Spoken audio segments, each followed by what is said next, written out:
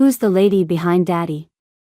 Lily's whispered question slices through the darkness of her bedroom, piercing my chest like a shard of ice. My 7-year-old's innocent face glows blue in the light of the tablet screen, where Marcus's pixelated image freezes for a split second. I'm Sawyer, and this is the moment my marriage shatters. What lady, sweetheart?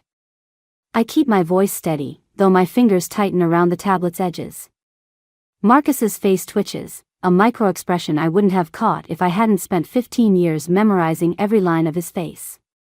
Behind Daddy, in his hotel room. She just walked past really fast. Lily points at the screen, her small finger leaving a smudge. She had red hair.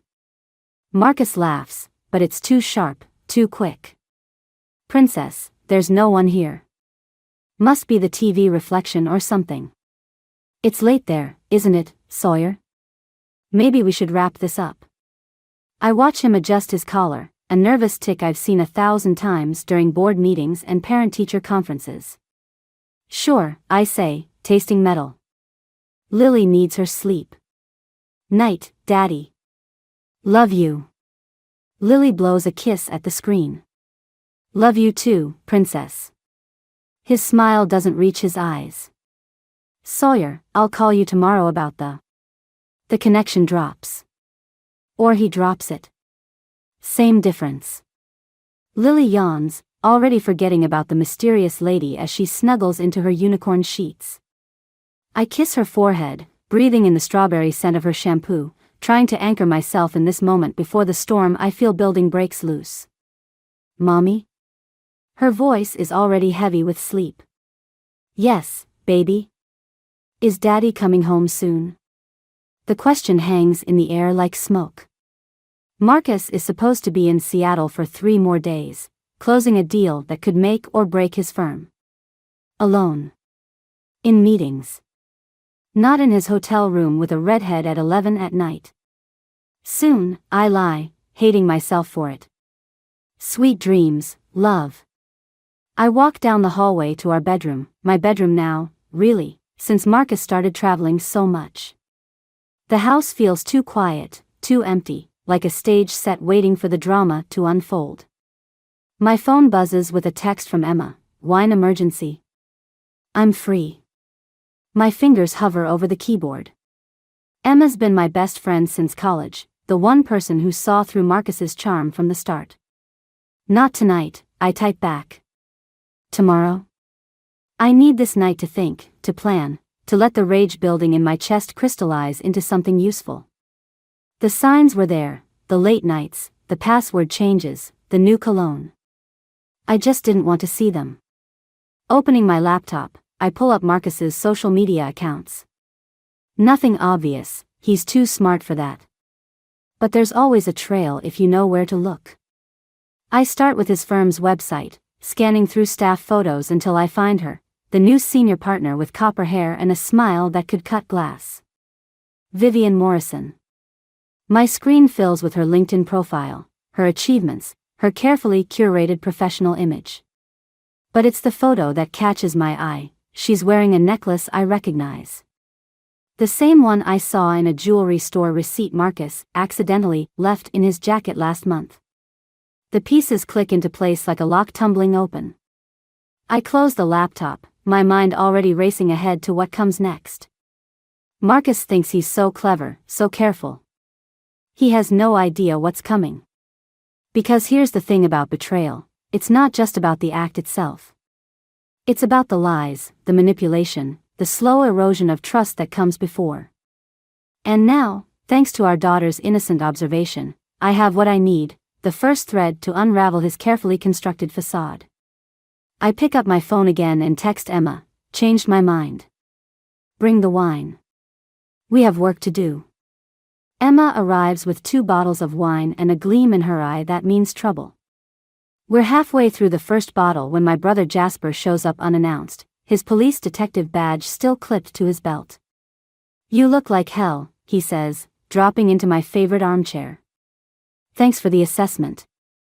I swirl the wine in my glass. What brings you by?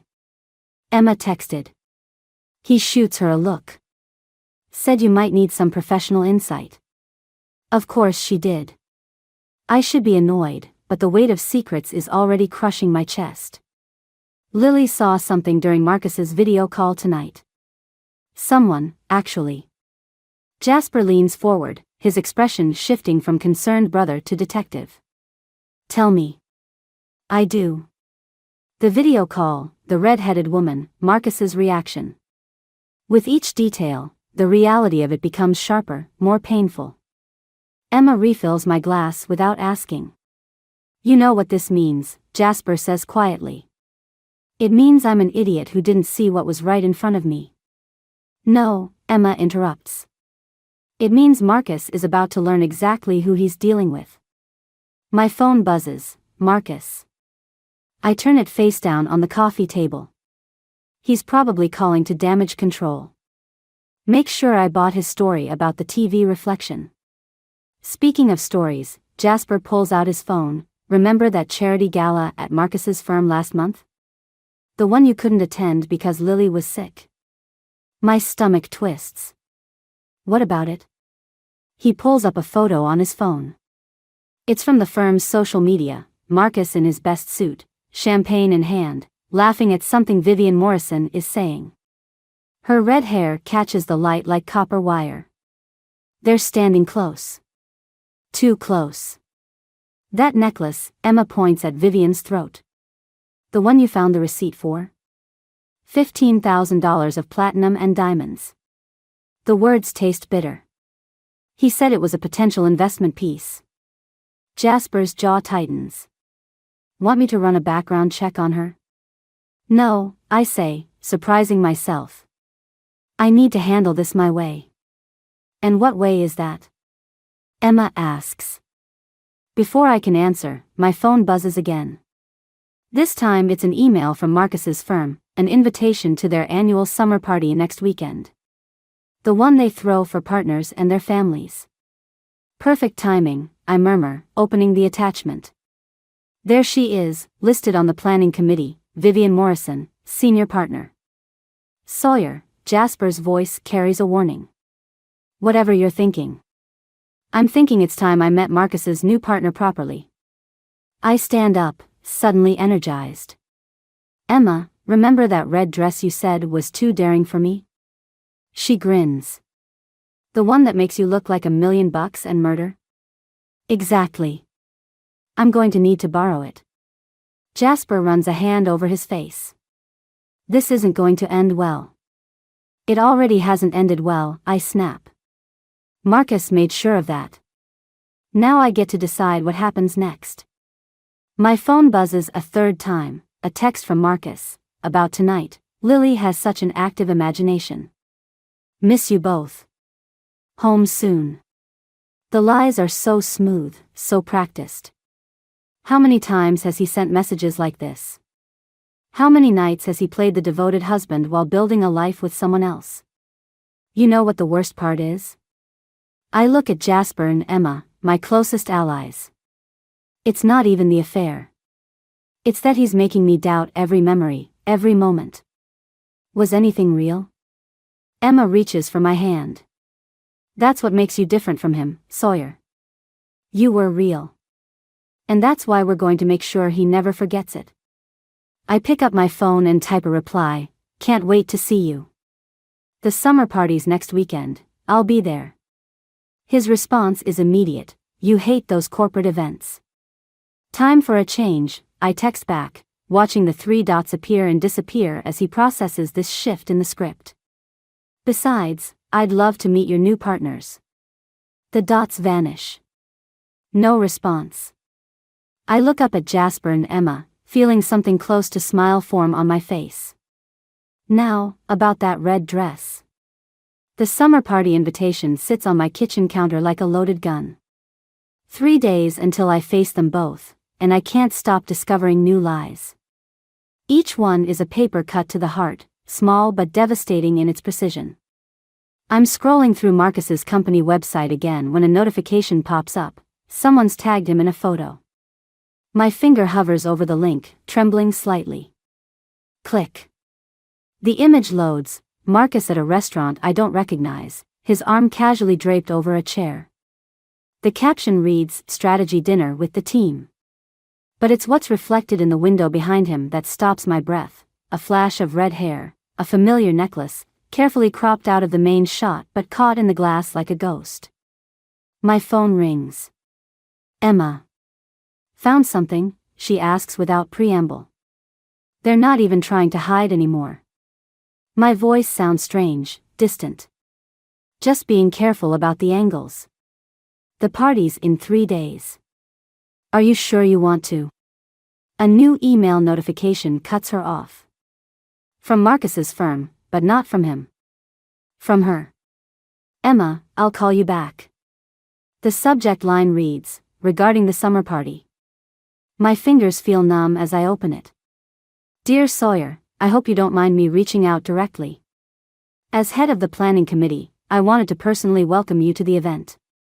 Marcus mentioned you rarely attend these functions, so I thought we could meet beforehand to help you feel more comfortable. Coffee tomorrow? Vivian Morrison." The audacity steals my breath. I read it again, catching the subtle power play, the calculated friendliness. She knows. She has to know I know. My phone buzzes with a text from Marcus. "Vivian's just being polite. You don't have to go." Of course he's already heard. I imagine them together, discussing how to handle me, the inconvenient wife. The thought crystallizes something inside me. I reply to Vivian's email, "Coffee sounds perfect. The garden cafe at 2? Her response is immediate, "Looking forward to it." I call Emma back. "Change of plans. I need you to follow Marcus tomorrow afternoon." "Why? What's happening?" "I'm having coffee with his mistress." Silence. Then, "Holy shit, Sawyer. There's more." I forward her the photo with the reflection. "Look at the date stamp. 3 months ago. That necklace? He bought it for her the next day. Using your joint account," Emma finishes. "That's why you found the receipt." Exactly. But here's what I just realized, that restaurant? It's right next to the jewelry store. He didn't even try to hide the location. Just assumed I'd never connect the dots. My laptop pings, another notification. Someone's created a new Instagram account and tagged Marcus in old photos. Lots of them. The username makes my stomach lurch, VM private. "Emma," my voice shakes, I think she's starting to crack too. I click through the photos, Marcus and Vivian at various work events over the past year. Each one carefully staged to look professional, but the progression is clear. The way they stand closer in each shot. The lingering looks. The inside jokes in the captions. "She's marking her territory," Emma says softly. Question is, why now? My phone lights up with another text, this time from Jasper. "Got the financial records you asked for. You need to see this. Now." I have to go, I tell Emma. "But tomorrow. I'll follow Marcus while you have coffee with the other woman. Just, be careful, Sawyer. This feels like a trap." I laugh, but there's no humor in it. Of course it is. But here's what they don't understand. I'm not the same woman who used to avoid these parties because they made me uncomfortable. That woman died the moment our daughter saw what they tried to hide. I end the call and open Jasper's message. The document he's attached makes my blood run cold. Bank transfers, property records, a paper trail leading to something much bigger than an affair. "Tomorrow, I'll have coffee with Vivian Morrison. I'll smile and play my part. But now I know, this isn't just about a cheating husband. This is about fraud, conspiracy, and millions of dollars that shouldn't exist. And they have no idea that I've found their real secret. The garden cafe feels too bright, too normal for what I'm about to do." Vivian Morrison sits at a corner table, copper hair gleaming under vintage Edison bulbs, that $15,000 necklace catching the light. "Sawyer," she stands, extending her hand. "I'm so glad you came." Her grip is firm, confident. I notice she's chosen a seat that gives her a clear view of both entrances. So has Emma, positioned at the coffee bar, pretending to work on her laptop. Marcus was surprised you agreed to meet, Vivian says, settling back into her chair. Was he? I stir my coffee, watching the cream create perfect spirals. Funny, he didn't mention that during our call last night. A micro-expression flickers across her face, surprise, maybe concern. You spoke last night? Lily loves her bedtime calls with Daddy. I let that hang there, watching her process the mention of my daughter. Her smile tightens. She sounds adorable. Marcus shows me pictures sometimes. The casual admission hits like a slap, but I keep my voice steady. I'm sure he does. Along with the financial records? Now the smile vanishes completely. I'm not sure what you mean. I pull out my phone, slide it across the table. On the screen is a document Jasper sent me, wire transfers, shell companies, dates that coincide perfectly with her promotion to senior partner. Interesting timing, I say. Your partnership announcement came right after that first transfer of $2 million to an offshore account in the Caymans. She doesn't touch the phone. Doesn't even look at it. You should be careful, Sawyer. You're making accusations about things you don't understand. Oh, I understand perfectly. The affair was just cover, wasn't it? A convenient distraction while you and Marcus moved the money. Did you seduce him, or was he just a willing participant in both betrayals? Her laugh is soft, dangerous.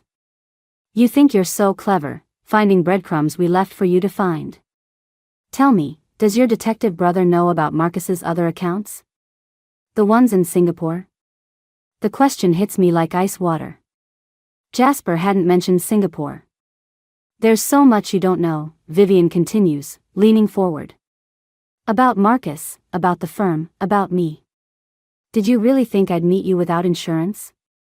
My phone buzzes, a text from Emma. Marcus just entered the back door. Speaking of insurance, I say, standing up. You might want to check your private Instagram account. The one you created to document your relationship with Marcus? I took screenshots. All of them. Those photos prove nothing. No, but the metadata embedded in them proves everything. Dates, locations, timestamps that match perfectly with those financial transfers. Quite the paper trail you two created. Marcus appears behind her, his face ashen. Sawyer, stop. Why? Afraid I'll tell her about Geneva? Vivian's head snaps toward Marcus. What about Geneva? I gather my things, savoring the confusion on both their faces. Oh, you didn't know? Ask him about the account he opened there last week. The one with only his name on it. Marcus? Vivian's voice has lost its confidence. Don't worry, I say, dropping cash on the table for my untouched coffee. I'm sure he has a perfectly reasonable explanation for why he's planning to run with all the money. Just like he had reasonable explanations for all those late nights at the office. I walk away, hearing them start to argue in harsh whispers. Emma falls into step beside me as we exit. That was brutal, she says. You okay? No. My hands are shaking now that it's over. But I will be. Did you send everything to Jasper? Already done. He's waiting for us at his office with the FBI's Financial Crimes Unit. I take one last look through the cafe window. Marcus and Vivian are both on their phones now, faces tight with panic. They've forgotten I can still see them, too focused on damage control to notice they're being watched. Just like they never noticed me at all, until it was too late. Let's go, I tell Emma. The real work starts now. Jasper's office feels like a war room. Financial records cover his desk, sticky notes create a web of connections on his whiteboard, and 3 FBI agents hover over laptops, tracking Marcus's digital footprints. He's booking flights, Agent Chen says, not looking up from her screen. Multiple destinations, different aliases. And Vivian? I ask, watching the data stream across their monitors. Still in her office, making calls. Lots of calls. Jasper hands me a coffee. You rattled them both pretty hard at that cafe. My phone buzzes, Marcus calling. Again. I silence it, adding to the growing list of missed calls since our confrontation yesterday. The summer party's tomorrow night, Emma reminds me, scrolling through her phone. Half the firm's already talking about Marcus and Vivian's fight at the cafe. Someone posted a video. Perfect timing, Agent Chen says. We'll have teams in place, but we need them to actually attempt the transfer before we can. My phone lights up with a text from Lily's school. My heart stops. Marcus picked her up 10 minutes ago. The room goes silent.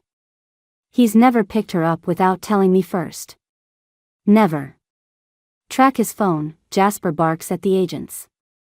Now. My hands shake as I dial the school. The secretary's voice is apologetic. He's on the approved list, Mrs. Bennett. He said you knew. I hang up, already moving toward the door. Emma grabs my arm. Wait, she says. He's trying to force you to talk to him. Don't give him that power. He has my daughter. And 3 FBI teams tracking his every move, Jasper reminds me. He won't leave the city with her. He can't. My phone buzzes again, a text from Marcus. We need to talk. Come home. Home. Where I haven't slept since finding those transfers. Where Lily's drawings still cover the fridge, where family photos hide the truth behind perfect smiles. He's at your house, Agent Chen confirms. Phone signal stable. I'm going, I say, cutting off Jasper's protest. But I'm wearing a wire. 20 minutes later, I pull into our driveway. Marcus's card is there, next to Lily's pink bicycle. Through the window, I can see them in the kitchen. He's making her grilled cheese, her favorite after-school snack. Playing the devoted father while using her as a bargaining chip. My phone buzzes one last time before I reach the door. Remember the Geneva account? 2 can play that game. I freeze, my hand on the doorknob. He's bluffing. He has to be. The door opens before I can turn the key. Marcus stands there, his perfect facade showing cracks around the edges. Mommy.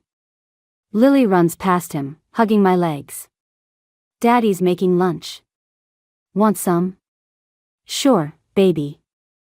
I stroke her hair, meeting Marcus's gaze over her head. Why don't you go set the table? She bounces away, leaving us in charged silence. That was quite a show at the cafe, Marcus says quietly. Very dramatic. Very public. Taking our daughter without telling me, that's your response? You left me no choice. He steps closer, voice dropping. You have no idea what you've started. The people involved, the money at stake. The people who don't know about your private accounts? I match his tone. The ones who think you're all in this together? A muscle twitches in his jaw. You need to back off, Sawyer. For Lily's sake. Don't you dare use her against me. I'm trying to protect her. He runs a hand through his hair, a tell I've seen 1,000 times when he's losing control. There are things you don't understand. Daddy. The cheese is burning. He turns toward the kitchen, then back to me. We're not done. No, I agree, watching him walk away. We're just getting started. I touch the wire under my shirt, knowing Jasper and the FBI are listening. Knowing that in 24 hours, at the summer party, everything will change. I just have to keep Marcus thinking he's in control until then. Coming, sweetheart. I call to Lily, stepping into what used to be our home, now just another battlefield in this war of secrets and lies. The summer party sparkles with fake laughter and real champagne. I adjust Emma's borrowed red dress, feeling the wire tape pull against my skin. Somewhere in this crowd, FBI agents are waiting for Marcus to make his move. You look stunning, Emma whispers, appearing at my elbow. Marcus hasn't stopped staring since you walked in. He's not the only one.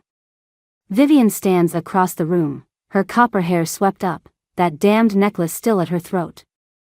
She's watching me too, her face unreadable. Any sign of the transfer?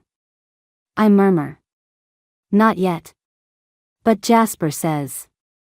The room hushes as Marcus takes the stage, champagne glass in hand. My husband, soon-to-be ex-husband, looks every inch the successful partner in his tailored suit. Only I can see the strain around his eyes, the slight tremor in his hand. Thank you all for coming, he begins. Tonight we celebrate not just another successful year, but a new chapter for our firm. My phone vibrates. Unknown number, check your email. Now. I slip away from Emma, finding a quiet corner to open my inbox. The subject line stops my breath, Lily's college fund, empty today. The attachment shows our daughter's account, the one I thought only I could access, drained to zero. Below it, a message, walk away now, or the Geneva account details go public. Think about Lily's future. My vision blurs. That account was everything I'd saved for her, separate from our joint finances. The money I'd been setting aside since the day she was born. Quite a speech Marcus is giving, isn't it? I turn to find Vivian beside me, close enough that I can smell her expensive perfume. Did you help him empty my daughter's college fund too? I keep my voice low, steady. Oh, Sawyer. She smiles, all teeth. You still think this is about affairs and hurt feelings? Marcus told me what you're really doing, working with the FBI, wearing that wire under your lovely dress. Ice floods my veins. The wire suddenly feels like it's burning my skin. Don't worry, she continues. We haven't told our other partners about your little investigation. Yet. But they're not as understanding as we are. On stage, Marcus is still talking, but his eyes find mine across the room. He raises his glass in my direction, a silent challenge. The transfer's already happened, Vivian says softly. Hours ago, through channels you'll never trace. All this? She gestures around the room. It's theater. For you. My phone buzzes again. Another email, surveillance photos of Lily at school, timestamped today. A warning. You have a choice, Vivian continues. Leave now. Take Lily and disappear.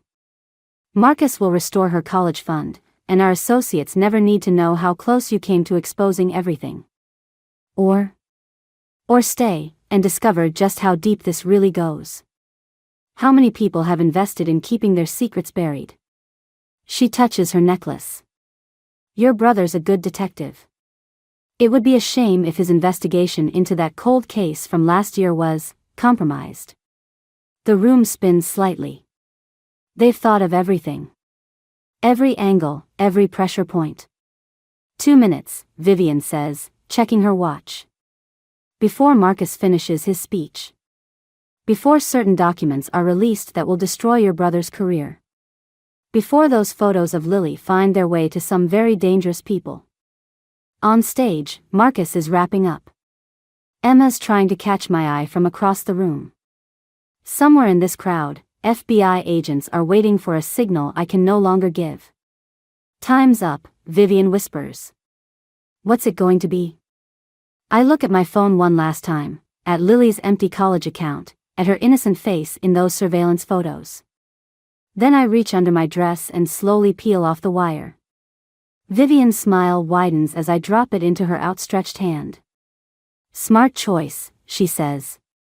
The exit's that way. Don't worry about saying goodbye. I walk toward the door on legs that barely feel real, leaving behind everything, the investigation, the evidence, the justice I thought I could find. They've won. And the worst part is, I'm letting them. For Lily. Always for Lily. The parking garage is empty except for 3 cars, mine, Marcus's, and Vivian's. My heels echo against concrete as I walk toward their voices, arguing in harsh whispers behind a concrete pillar. I'm still wearing Emma's red dress, but the wire is gone. So is my phone. So is everything except the USB drive burning a hole in my clutch, the one thing they don't know about. It's done, Marcus is saying. She's neutralized. We should. You idiot. Vivian's voice cuts like glass. She copied everything before coming tonight. Why else would she give up so easily? I step into view. Smart woman. They spin toward me. Marcus's face darkens, but Vivian smiles. It's not the smile I expected. The FBI's gone, Marcus says. You've lost. Have I? I open my clutch, letting them see the drive. Everything's here. The transfers, the shell companies, the real names of your associates. One copy of many. We can destroy your life. Marcus takes a step forward. Lily's future is exactly why I'm here. I meet his eyes. You really think I'd let you use our daughter as leverage without a backup plan? Vivian moves suddenly, placing herself between us. But she's not facing me, she's facing Marcus. That's enough, she says quietly. Marcus blinks. What are you? The FBI isn't gone, she continues. They're just not wearing wires anymore. Isn't that right, Agent Morrison? The silence that follows feels like glass about to shatter. 8 months, Vivian, Agent Morrison, says. 8 months undercover, watching you steal from clients, launder money, destroy lives. But we needed the connections, the names of everyone involved. Marcus's face goes ash white. You.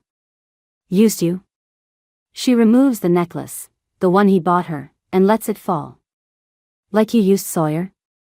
Like you plan to use your own daughter's future as collateral? Car doors open in the distance. Footsteps approach. You knew? Marcus turns to me, realization dawning. When did you?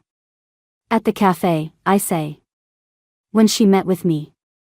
No other woman would wear evidence of her affair to confront the wife. Unless she wanted me to see it. Unless she needed me to understand what kind of man you really are. We couldn't tell you, Vivian says to me. Not until we had everything. Your real investigation helped push him into making mistakes.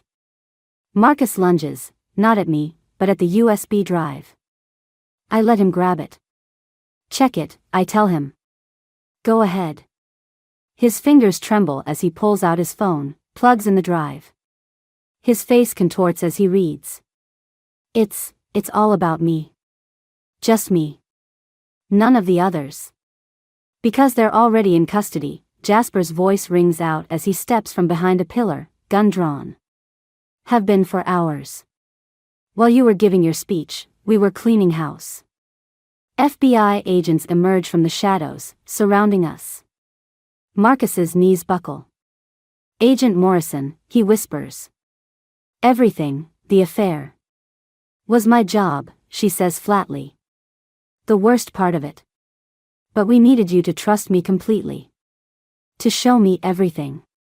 I watched them lead Marcus away in handcuffs, this man I once loved, now a stranger in expensive clothes and cheap lies. Sawyer, Vivian, Agent Morrison, touches my arm. That moment in the ballroom, when I threatened Lily. I knew you'd choose her. Any good mother would. It's what made you perfect for this. You risked everything on that assumption.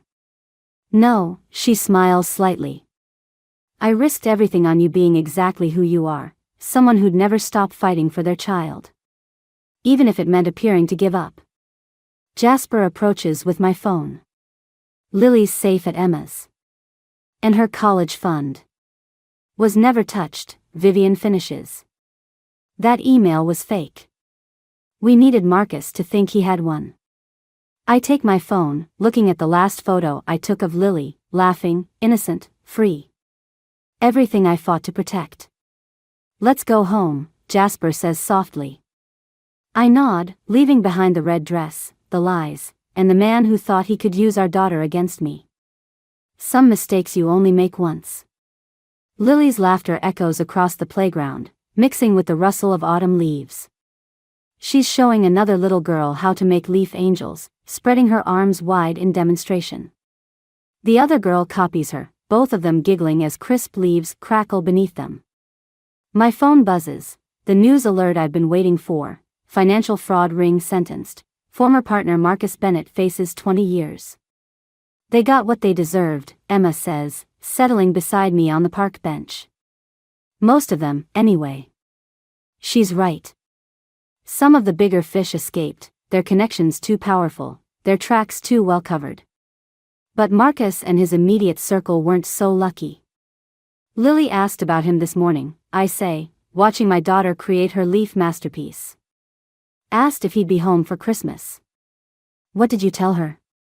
Before I can answer, my phone buzzes again. Agent Morrison, Vivian, last testimony wrapped. Thought you should know, he tried to make a deal, offering information about your brother's cold case. Turns out he was bluffing. Never had anything. Of course he didn't. His final attempt at leverage, as empty as everything else about him. Mommy, look. Lily runs over, leaves in her hair, cheeks flushed with excitement.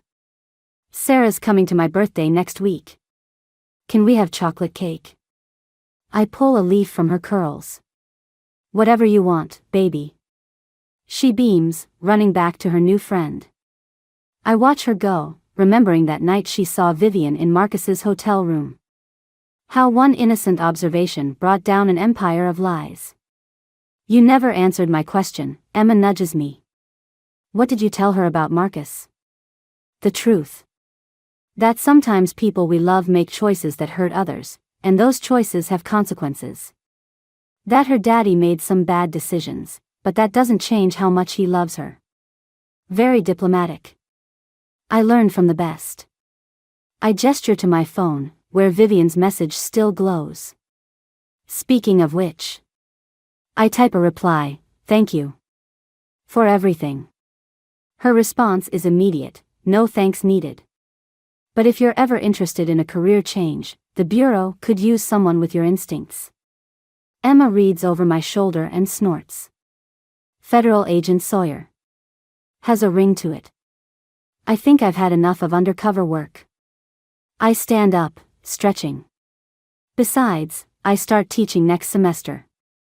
Literature and ethics. Apparently my story about corporate fraud made quite an impression on the hiring committee. Professor Bennett, then? Professor Sawyer, I correct her. Some names were better off without. Lily waves from the playground, calling Sarah to look at something she's found. Probably another perfect leaf for her collection. She has her father's charm but none of his darkness, proof that some things can be inherited while others are chosen. My phone buzzes one final time. Unknown number, but I know who it is. The trust fund is restored. With interest. It's the least I can do. I delete the message without responding. Some debts can't be repaid with money, and some bridges stay burned. Ready to go, baby? I call to Lily. Aunt Emma's making dinner tonight. She runs over, dragging Sarah with her. Can Sarah come too? Please. I look at Sarah's mother, who's approaching with a warm smile. Another single mom, I'd learned, navigating her own path through life's complications. Actually, Sarah's mom says, I make a mean apple pie. If you'd like some company.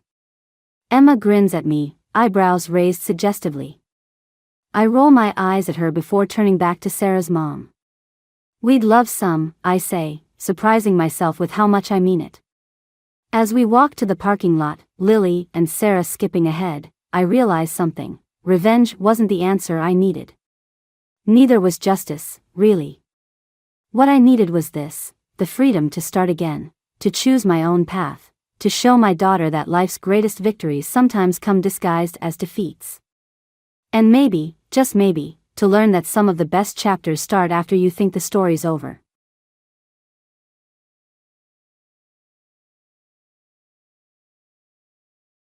Well, thanks for your long service as a housekeeper. We don't need a caregiver anymore, so we're getting a divorce today. I had been caring for my father-in-law for 15 years, stepping in for my husband and mother-in-law. Just after my father-in-law passed away suddenly, my husband, who rarely came home, appeared with his mistress. Despite the recent conclusion of the funeral, he told me in a joking tone with a smirk on his face and then thrust a divorce paper at me. "Thanks for everything, old hag. I'll be expecting the compensation." Laughing derisively, the mistress standing behind my husband also looked down on me. "Yes, after all my dedication over 15 years, this is your true face." I smirked inwardly as I stared intently at my husband's face, and muttered expressionlessly, "Yes, gladly." Annoyed by my attitude, Tony spat out, "What's with that attitude, Hillary?" My husband, no, this man didn't understand the situation at all. He had no idea how miserable his circumstances were going to be. "My name is Hillary Irving, a 43-year-old housewife. I have been married to Tony, a company employee, for 15 years. Due to various circumstances, we have no children. Over these years, I have been constantly struggling. It was also a time of drifting apart from my husband. Tony and I met 16 years ago when I was working at a diner. I had a dream of owning my own place, and since college, I had been working part-time at this popular local diner known for its home-cooked meals, beloved by all ages. After graduating, I aimed to eventually take over the business and began working there full-time. Tony, a fresh-faced corporate worker in his second year, soon became a regular and started venting to me about his job almost every day. Talking to you, Hillary, somehow clears my mind." "That's great, eat lots and do your best tomorrow." "Thank you, Hillary." I initially saw Tony, 5 years younger, as a cute younger brother. As we talked more, our relationship grew closer, and about a year after we met, Tony seriously confessed his feelings. "I think I can build a warm home with you, Hillary. Please, will you marry me?" His earnest words were unlike any before, and I was unexpectedly swept off my feet. "May I think about it?" Even as I said that, my mind was half made up. Building a warm home was as important a dream to me as owning my diner. Eventually, we agreed I would continue working even after marrying, and we started our new life together. However, the dream of a happy married life with Tony was soon confronted with harsh reality. Right after the wedding, Tony announced that we would be living with his parents. His father had suffered a stroke a few years back and become bedridden, and his mother, with poor mobility, struggled with caregiving alone. Not having met them before our marriage, I was only told about this after the fact. I hesitated to live together, but Tony acted as if it was decided, leaving no room for my input, and pushed his parents' care onto me. Family should take care of family. How could I be so heartless as to send Dad to a facility or rely on strangers? But it's hard for just your mother and me to care for your father. We should at least use day services. Who's got money for that? My mom managed all this time. Now you're here, you can handle it. You're part of this family now, so stop complaining and take care of Dad and Mom. He coldly dismissed me, and from then on, Tony never listened to my objections. Half a year later, the naive and kind Tony I knew was nowhere to be found. In hindsight, from the beginning of our marriage, he had decided to treat me more like a housekeeper than a wife. But by the time I realized this, it was too late. Still, the only reason I could endure this marriage was thanks to my in-laws. From the start of our cohabitation, they were incredibly kind to me. Before becoming bedridden, my father-in-law had been a dignified executive at a major company, and continued to be a man of character. always considerate of his wife and me who cared for him. I'm truly sorry to burden a young person like you, Hillary. I've told Tony many times to put me in a facility, but he won't listen.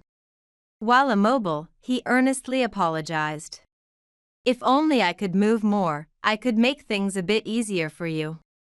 With these kind words, my mother-in-law often dabbed at her eyes. The way they treated me sometimes reminded me of my own parents, who I lost to a car accident when I was in middle school. After their death, I bounced around relatives, living a lonely life. Wanting to create a place for myself, I pursued a dream of owning a diner. Studying business management in college with the help of student loans. Eating brought back memories of the precious days spent with my parents. My mother's delicious home-cooked meals still lived in my memory, always bringing me happiness. That's why I wanted to recreate my mother's flavors in my own diner. My parents always smiled kindly at me in my memories. The nostalgic image of my parents and the compassionate presence of my in-laws overlapped, making me feel as if they were my real parents. Tony must have his reasons, but I would prefer to stay by your side, Dad and Mom, for as long as possible. As I said this, my in-laws again cried and thanked me. Building a warm home with Tony might be difficult, but cherishing my in-laws could compensate for that. With this in mind, I gave up on my dream of the diner, quit my job, and dedicated myself to home life. 15 years passed. Life wasn't easy. Within a year of our marriage, Tony rarely came home, leaving mostly just the three of us, my in-laws and me. Tony restricted my activities and gave me only the bare minimum for living expenses. You're a housewife, so you don't need much money. Be grateful I'm providing for you. Each time, he spitefully tossed me a small amount of money. Of course, what Tony gave was not enough to live on, so I dipped into my savings from before I was married. Hillary, this is for you. One day, after years of such a life, my mother-in-law quietly handed me a substantial amount of money. Mom, I can't accept this. She smiled kindly and gently pushed an envelope filled with money toward me. It's all right. You always cook such delicious meals for us. My husband is very happy with your cooking, it's very comforting. Her words and gentle smile filled my heart with joy. My father-in-law's condition had worsened over the years, and he couldn't swallow normal food anymore. So, I had been carefully preparing meals that he could eat. Yet, when Tony occasionally came home, he would always complain about my cooking. Hey, how can you serve such lousy food with a straight face? Your cooking really sucks. Are you kidding me? Laughing foolishly at his own rude words, Tony's behavior was trivial to me. I sighed quietly to myself. Wouldn't it be better to at least look at your father's face instead? Shut up. Don't tell me what to do. Eventually, Tony left the house with a sulky look on his face, perhaps unhappy that I gave no response. This behavior repeated several times, and Tony increasingly stayed away from home. Meanwhile, my father-in-law, weakened by illness, started to be frequently hospitalized. However, there was a bit of good news. My mother-in-law managed to walk almost normally thanks to her diligent rehabilitation. But probably, Tony hadn't noticed this because he remained indifferent towards his own parents. One night, unusually, Tony came home late. He entered the house with loud, stumbling footsteps, appearing to be very drunk. Hey, the master is back, and you're not even here to greet me. What a privileged housekeeper you are. Tony, not bothering to hide his true feelings, was shouting insults loud enough for the neighbors to hear. Get the bath ready. As usual, you're a housekeeper who can't anticipate needs. No sooner had he shouted this than he sprawled out on the living room sofa and began to snore loudly. I turned around to heat the bath as instructed. Just then, a familiar electronic sound hit my back. I quickly turned around and saw Tony's smartphone. The screen lit up for a moment, displaying a message adorned with the name Claire and heart emojis. I gasped involuntarily. The message read, "The trip to Hawaii was so fun. Thanks for all the bags." Then, the smartphone screen went dark again. I stood there, frozen, staring at it. Feelings of disbelief and resignation washed over me alternately. Tony was having an affair. How long had it been? Why? Such questions and emotions mixed inside me, and I instinctively covered my face with my hands. As I staggered back to my room, I noticed my mother-in-law peeking out of her room. But I said nothing and silently returned to my room. The next day, Tony was once again gone from the house before I knew it. I thought I had heard shouting earlier, but I ignored it and sat blankly. After a while, my mother-in-law hesitantly called out from outside the room. "Hillary, something happened last night, didn't it?" When she asked me directly, I burst out crying loudly. Rushing into my room, my mother-in-law hugged me. Feeling her warmth, the reality of last night hit me, and I told her loudly about what I had seen. Dark emotions kept rising in me, and I couldn't keep my voice down. While hugging me, my mother-in-law kept apologizing tearfully. I'm so sorry, Hillary." After a while, I calmed down considerably. "Hillary, you know, I've been thinking." She started to tell me about a plan she had. Just then, a loud thud came from my father-in-law's room downstairs. We hurried down to him. It seemed he had heard my loud voice. With a pale face, he apologized to me repeatedly. Seeing him in pain, I quickly called an ambulance. However, a few days after being taken to the hospital, my father-in-law passed away. Grieving, we managed to arrange his funeral.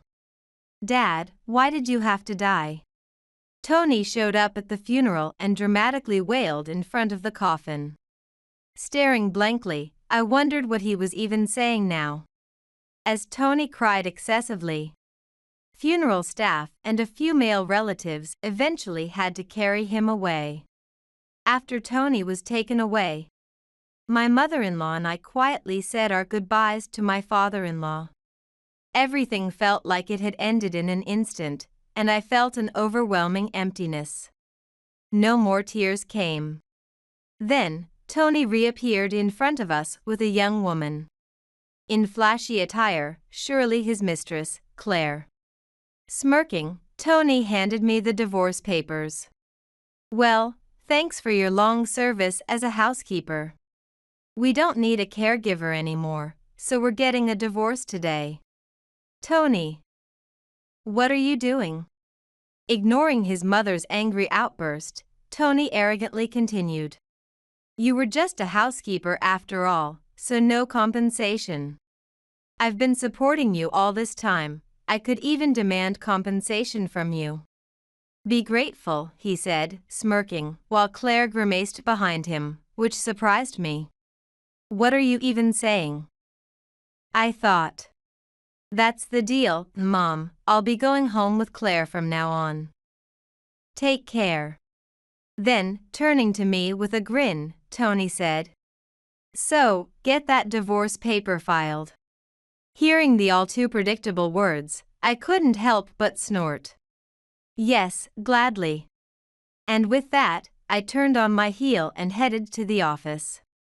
Everything was going so smoothly, it was almost scary. With that thought, I submitted the divorce papers. Feeling as if a 15-year burden was being lifted, I walked away light-footedly.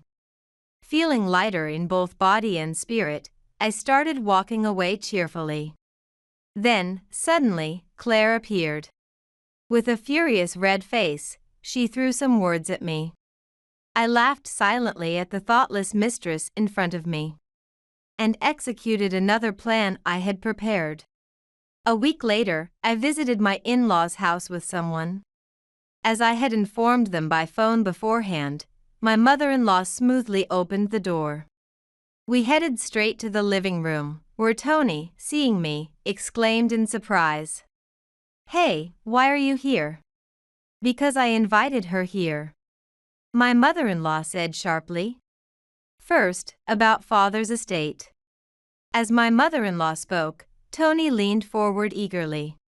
Before he could speak, the man seated next to me placed a stack of documents on the table and solemnly announced, "Father had entrusted us with his will during his lifetime." "This is who I am," the man said, offering Tony a business card. "A lawyer?" "Yes," the lawyer nodded, unfolding a document. "This is the will left by your father. It stated that the property was to be divided equally." Then my mother-in-law pulled out a passbook, opened it to the last page, and placed it on the table. "This is the only property left by your father." The balance showed just a few dollars. Tony, seeing this, was shocked. "What is this?" He grabbed the passbook and examined it from end to end. "Your father needed care for 15 years. There's no way any savings would have remained." At his mother-in-law's words, Tony's shoulders slumped dejectedly. I then pressed him further. "Next, about my compensation." Hearing the word compensation, Tony suddenly looked up, his eyes bloodshot and breathing heavily. "You said you didn't need compensation, right?" "I never agreed to that." "Where's the proof?" Tony, at a loss for words, watched as I took out my smartphone. I opened an app and played a recording. "Compensation is indeed necessary." Claire's voice could be heard saying. Indeed, when I had gone to file the divorce papers, Claire had spoken to me like that. I turned to the lawyer next to me. "Will this serve as evidence?" As for evidence, during the marriage, the husband had an inappropriate relationship with another woman. So the wife fully has the right to demand compensation. The lawyer responded seriously with a slight frown. At this, Claire raised her voice in surprise. But, at that time, Tony said he could claim compensation because he supported her. At this, the lawyer let out a large sigh and stared directly at Claire, stating firmly, "Support during the marriage is the husband's duty. Neglecting this can indeed be grounds for divorce, and can lead to compensation obligations. Furthermore," the lawyer paused, taking a deep breath, and looked sharply at Claire again. "As a mistress, you too could be liable for compensation claims by the wife. In essence, both Tony and Claire must pay compensation to Hillary." Caught off guard by the lawyer's businesslike tone, Claire was momentarily speechless. However, regaining her composure, she turned to Tony and snapped, "Tony, you liar.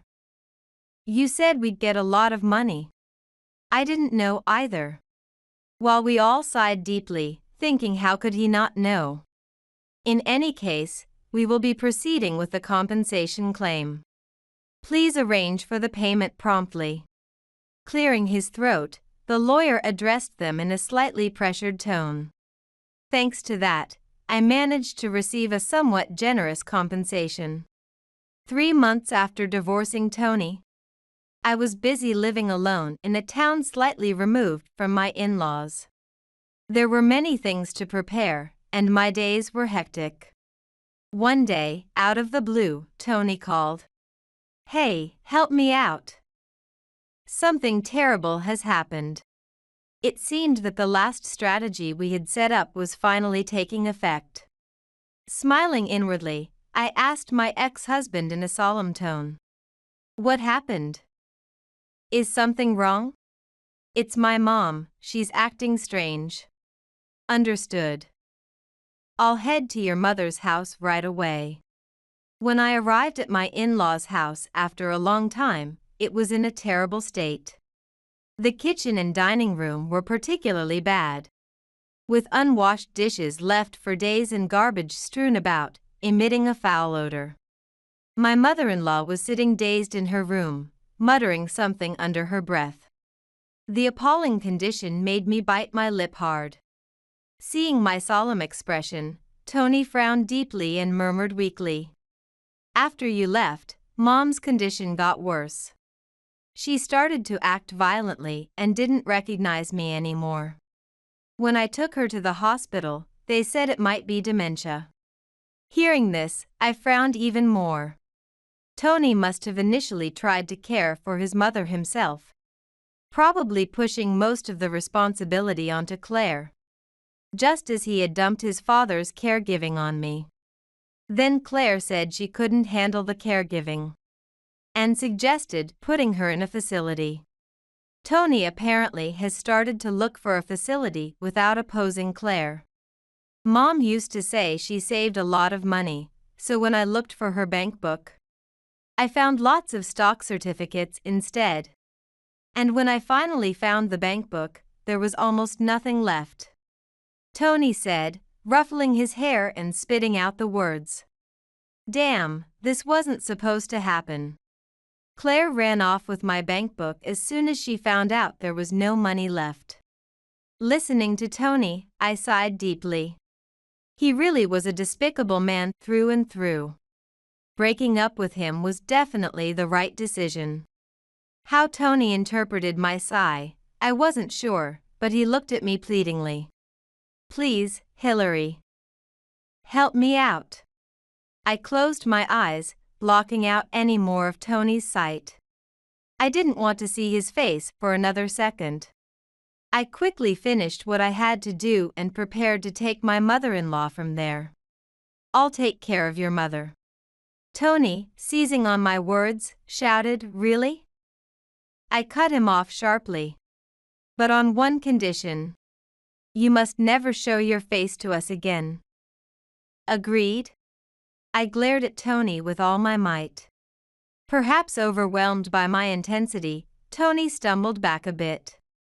A takeaway box crunched under his feet. Shortly after, I left the house with my mother-in-law, who quietly walked beside me, her steps surprisingly firm. I squeezed her hand tightly. That was some acting. Mom too. We both chuckled quietly. Yes, this had all been a plan orchestrated by my mother-in-law.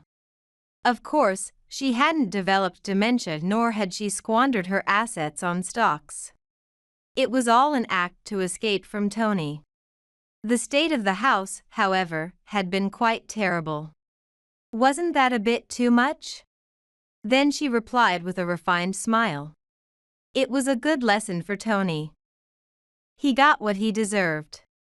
On the night Tony's affair was exposed, my mother-in-law, while hugging me, had firmly said she would sever ties with Tony. She then suggested that we formalize our relationship through adoption. And from then, she informed me of this plan. Believing in the success of her strategy, I had been preparing and waiting. Now, we would live peacefully, just the two of us. 3 years have passed since then. I heard through the grapevine that Tony and Claire had eventually split up. A chain is only as strong as its weakest link, they say. Well, it was an inevitable outcome. With financial support from my mother-in-law, I started a diner.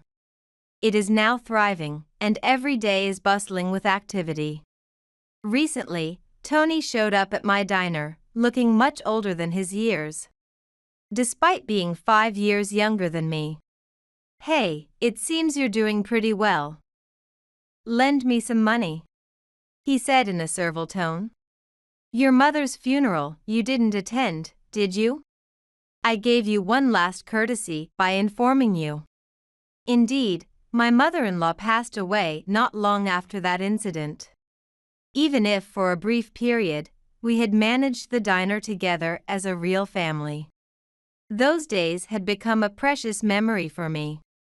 At my words, Tony's face contorted, but before he could speak, the regulars at the diner, all fans of my mother-in-law, started shouting angrily at him. In no time, they had kicked him out of the diner. He began shouting loudly outside. I approached Tony and presented him with a restraining order we had signed when I took my mother-in-law into my care. You haven't forgotten this, have you? I'll call the police. With a short scream, Tony fled and never returned to the diner again. Marriage? I'd had enough. While occasionally receiving proposals from regulars, I gently declined, continuing to run my dream diner, cherishing my memories with my mother-in-law.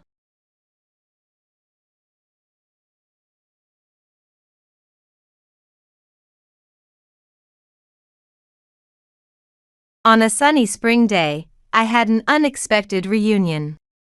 It was with my ex-husband, Ryan Baker, who had left me 20 years ago when I was ill, to marry a company president's mistress. He bragged to me, laughing heartily, my daughter is not only beautiful like her mother, but she's also become a medical student. Isn't that amazing? It must be too enviable a story for an old maid like you, huh? So, I told him. Oh, what a coincidence. My 20-year-old son is also in medical school. And I was wondering, what do you mean by that? Hearing this, my ex-husband screamed in a frenzy. My name is Sandra Gale. After graduating from junior college, I got a job in the accounting department of a general company. There, I met Ryan Baker, who worked in the sales department. Salespeople would submit their receipts along with their expenses every month. But Ryan was always late. Plus, there were always small errors. After several exchanges over these issues, we got to know each other better. Sandra, are these receipts okay for this month? Finally, they are complete. Other seniors always submit theirs on time. It's only Mr. Baker who always takes so much time. Well, because when I'm late, I get to talk to you. What? If you don't mind, let me treat you to dinner. I'm always causing you trouble. This was the beginning of us going out for meals and eventually starting to date. After dating for 2 years, we got married. Ryan seemed like the ideal husband, bright and kind. After we get married, I want 2 kids, a boy and a girl. Then, the 4 of us can live happily together. And I want you, Sandra, to focus on housework and childcare, so I'd like you to quit your job. With that, I too thought I would dedicate myself to housework and childcare once we had children. So I quit my job. The first year was fun as we planned our future life together. But as the year passed without any signs of pregnancy, the distance between us grew. Yet, I still thought our married life was just beginning. That's when I discovered my illness. When I was told I needed to be hospitalized long-term for treatment, I was shocked. But my husband seemed even more disturbed by the news. What? Ill? Are you okay? Yes, I need to be hospitalized for a while. Sorry for making you worry. I thought my husband was worried about me, and I tried to reassure him. Could it be that this illness is why we haven't been able to conceive? What? My husband's complexion changed as he accused me. I thought we could build the ideal family, but an illness. Did you marry me knowing you were ill? No, what are you talking about? This is the first time I've learned about my illness. Don't say such strange things. But, it's strange that you got sick right after getting married. Maybe you can't have children because of your illness? After such accusations, I was furious. Here I was, shocked by my illness, and he was accusing me of hiding it.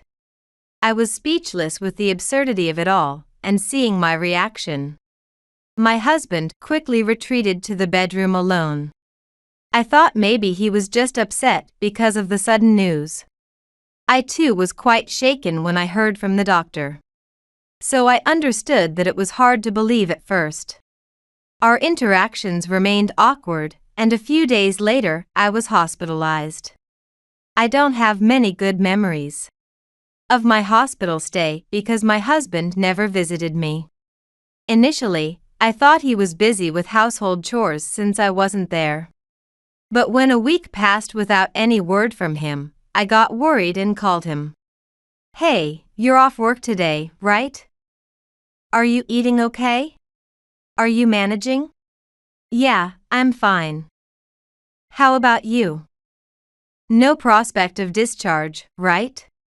"Yes, sorry for not being able to do anything at home. Don't worry about me. I'm busy, so I don't think I can visit." "Okay, take care of yourself then." Weeks passed since that phone call, and not once did my husband visit. He didn't even send a single email. I understood he was busy, but I still felt lonely. My only conversational companions for those weeks were doctors and nurses, with whom casual chats were not the same. Naturally, my mood began to sink. The mounting uncertainty about whether my illness would truly heal was overwhelming. Wanting to exchange even a few words with my husband, I decided to call him. It was evening, a time when he would usually be at home. After a few rings, he answered the phone. "What do you want?" His voice was cold over the phone. "I was just wondering how you are. Hey, when is your next day off? Could you come visit me sometime?" "Why? My coming won't cure you, will it?" "Yes, but I'm lonely here by myself. Please, even just for a little while, I'd like to see you and talk." Just then, I heard a woman's voice behind him. "Hey, who are you talking to?" "Oh, it's okay, I'll be done soon," he said to her. "Wait, who? A colleague? Or where are you? Who are you with?" I couldn't help but press him in a demanding tone. "Does it matter?" "It's none of your business." "None of my business." "Is it someone from work? Or could it be that you?" "A client." "I'm busy right now, I'll call back later." With that, he abruptly ended the call. He never called back, nor did he visit. From that day on, I began to suspect his infidelity. Whenever I called during hours he should have been free, he wouldn't answer the phone, and he certainly never visited. My anxiety grew steadily. Then, a few weeks later, a letter arrived at the hospital. Inside was a divorce petition and a return envelope. I immediately called my husband, and surprisingly, he answered smoothly. "Hey, what is this?" "A divorce petition." I inadvertently pressed him, forgetting it had been a while since we last spoke. "Good, it arrived properly. To put it bluntly, please agree to the divorce," he stated flatly. "Why? Because I'm sick? Or did you find someone else?" I asked. "It's both, obviously. I wanted to build the ideal family, but you turned out to be infertile and sick. We've only been married for a year, and you're already living in the hospital. I didn't marry you to take care of you," he explained. Indeed, I couldn't support my husband in my current state, I was more of a burden. But that didn't justify a sudden divorce. Unperturbed by my shock, he continued. "Fortunately, I've met the ideal person. She's much healthier than you, and it looks like I can build the perfect family with her. So please, let's get divorced." Despite what he said, I couldn't accept it and quickly retorted. "Wait a minute. What if I can get pregnant once I'm cured?" Don't just abandon me because I'm sick. His response was unexpected. It's only natural to leave you. Even if your illness is cured, you might still be infertile. Instead of wasting resources on you, I want to be happy with someone with whom I can definitely start a new family. And she is already pregnant with my child. What? I was too shocked to speak. The child I couldn't have with you, I conceived immediately with her. It must be fate that she and I should be a couple, he said. So, you were cheating on me after all. Pfft, waiting forever for a sick woman is a waste of time. Who knows if you'll even get better? How could he say such things? He used to be kind when we were dating, but now not a trace of that kindness remained. He went on. Moreover, she is the daughter of a company president. She might not take over as president since she's the second daughter. But she can become an executive. So not only am I gaining a family, but I also have no worries about our future life. Isn't that great? The daughter of a president? Yes, his affair was with the daughter of a president. Yes, surely heaven has gifted me the perfect family. What was he talking about? Speaking as if heaven had granted him a present. Yet his sincerity was lacking from the moment he chose to cheat. Could such a person truly receive a gift from heaven? And does the woman you're with know you're married?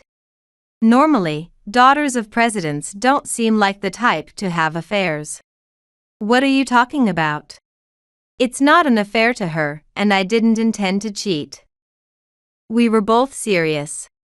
It was just a matter of misaligned timing. Besides, you and I were practically separated anyway. Separated? I'm just hospitalized. But as a couple, we're finished, aren't we? You can't have children, you can't manage anything at home. You're just living comfortably in the hospital. Can someone like that even be called a wife? That's harsh. Consider yourself lucky I'm letting you off with a free divorce. I should be asking for compensation for ruining my life. Ruining your life? You don't have to put it like that. What are you talking about? If I hadn't met you, I wouldn't have had such a meaningless marriage. And I wouldn't have a mark on my family register. Just write the divorce papers properly. Then I'll file them. Faced with his words, I couldn't respond. Indeed, I had become sick soon after our marriage. Instead of supporting my husband, perhaps I had been a burden. And his affair already had a child, the child he had always wanted. Maybe I was just a nuisance to them. Thinking this over, it seemed best to agree to the divorce, and I said, okay. I never expected such a thing when we married. I thought I was building a happy family with the person I loved. How wrong I was, to be discarded so easily just because I got sick. In retrospect, I could have demanded compensation, but at that time, being worn down by a lengthy hospital stay, I agreed to the divorce too readily. Afterward, I was so shocked that I couldn't even eat. Was this how my life was going to end? Just then, I was saved by someone. 20 years later, in a villa in Long Island, I had an unexpected reunion. Who do I see here? Long time no see. The person greeting me was Ryan Baker, my ex-husband, who had left me 20 years earlier to have a child with his mistress. Oh, Mr. Baker? Long time no see. You look well. I thought you might have died out there, but here you are, alive. He said with a smirk. Such a terrible thing to say. Unfortunately for you, I'm still kicking. And these are your wife and daughter? Yes. Aren't they beautiful? My wife is a president's daughter, and my daughter is a beauty like her mother. Plus, she's a medical student. Impressive, right? Ryan boasted about his beautiful daughter beside him, who indeed had big eyes, a high nose, and a well-proportioned face, looking very much like her mother next to him. Well, good for you. Congratulations. As I said this, the wife, who wore heavy makeup giving her a cold impression, spoke to Ryan. And who is this? Oh, you've never met. She's my ex-wife. Ah, the one who couldn't have children because of her illness. Ryan's wife assessed me as if appraising an item. Huh? Couldn't have children? Was he telling people that? As I stood dumbfounded, Ryan dismissively said, "Yeah, that's her." Then their daughter, unable to wait any longer, said, "Dad, there's something I want to buy. If we don't hurry, it might sell out." "All right, I'll buy it for you. Go ahead to the store." "Okay. Mom, let's go together." Having said that, the daughter and wife quickly walked away. Watching the daughter's back, my ex-husband smirked and said, "How about that? Envious, aren't you? She's always nagging me to go shopping." "Oh, maybe that's too much for an old maid like you to hear, huh?" Thinking about how he became such a nasty person after marrying a company president's daughter made me realize that breaking up was indeed the right decision. Plus, I'm not an old maid. I decided to set the record straight. Really, children are wonderful, aren't they? They have their rebellious phases, but you still find them adorable, I said. What? What makes you think you understand? Are you delusional? At your age, you couldn't possibly have kids anymore, you were infertile to begin with. My ex-husband replied, bursting into laughter. His misunderstanding made me laugh. What are you talking about? You still think I'm infertile? Actually, I remarried, and I have 3 children. My eldest is already 20 years old, and coincidentally, he's also in medical school. They might even be at the same university. What? You have kids? That can't be right. A 20-year-old? Isn't that the same age as my child? That's impossible, we broke up 20 years ago. Oh, I see, they must be your partner's children from a previous relationship, right? That makes sense, you can't have kids because of your illness. Why do you insist I can't have children? True, the 20-year-old is my stepchild, but he is just as much my own. It was then that 2 children approached us, running over. Mom, where have you been? You said you were at the store. Why are you here? Sorry, I bumped into an acquaintance and got caught up. Did you have to look for me? I'm sorry. Watching me talk to the children, my ex-husband asked, Wait, your children? You said one was 20, didn't you? These kids look young. How old are they? I said my eldest child is 20. These 2 are 14 and 12. I told you, I have 3 children. The eldest isn't at an age to go shopping with us anymore. Hearing this, my ex-husband scoffed. 3 stepchildren, and you're playing mom all of a sudden? Just then, a man approached. It was Ethan, my current husband. Ah, there you are. Sorry I left the kids with you. I ran into my ex-husband and got caught up talking. Are you okay? Should I join the conversation? Ethan, sensing the situation, offered to join, but I said, it's okay, thank you. I'll talk a bit longer. You go back to the villa with the kids. Ethan knows all about how my ex-husband left me. He was probably worried, but I am no longer the weak person I was 20 years ago. Since I had the chance, I wanted to clear up any misunderstandings. Once Ethan and the children left, my ex-husband asked, A villa? You became rich or what? Not rich, But yes, we do own a villa here in Long Island. We're here on vacation. Actually, my current husband's father is the hospital director. And my husband is also a doctor. Wow. And just so you know, because you seem confused, the two younger ones are biologically mine.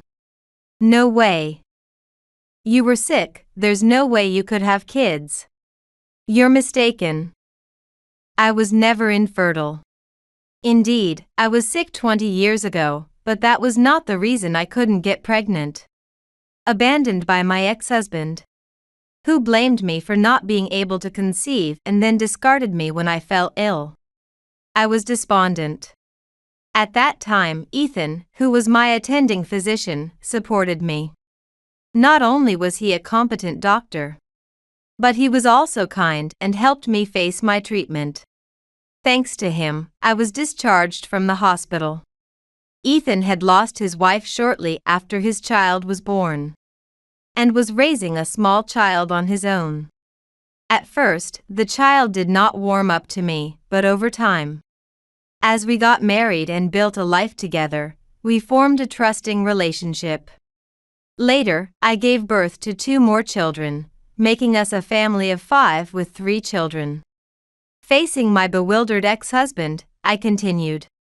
My husband is the next hospital director. Our eldest son is in medical school to take over the hospital, and the younger ones might follow in his footsteps. My ex-husband, seemingly jealous, retorted. So, you moved up in the world all of a sudden, like me. But let me guess, your kid got into med school through the back door. Or some other dishonest way, right? My daughter earned her spot with a tutor.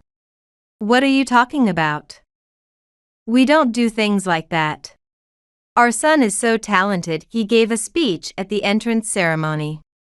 He's at T University's medical school. Is your daughter at the same one? Eh? That prestigious T University? No. I mean, my daughter is at S University's medical school. Seeing his reaction to hearing his son's university was a tough one, I smiled. That's why I'm happy now. Still wanting to belittle me, my ex said. Don't brag about something that's not even about you, it's disgraceful. Even though he had bragged about his daughter first. Still, I'm surprised you had 2 children. Then why didn't we have any when we were together? Ah, that question. Here I decided to share a speculation. Who knows? Timing is everything, and it's hard to say. But I let the implication hang. But, well, I remembered something after our divorce. You had mumps before we married, right? You had a high fever and missed work? So what? His voice trembled slightly. Since my current husband is a doctor, I asked him about fertility issues, considering our situation. He said infertility isn't always on the woman's side. I've had 2 kids since then. What are you trying to say? That men can become infertile from adult mumps. You're trying to say it's my fault, right? But that can't be true, can it? After all, I have a beautiful daughter. He nodded, acknowledging it, so I mentioned something that had been on my mind. It's true, isn't it? Your wife gave birth to your child, that's why you married her. But your daughter doesn't look like you at all. What? I can see she resembles her mother. But when I look at you and your daughter together, you seem like strangers. She has such a well-defined face. Right?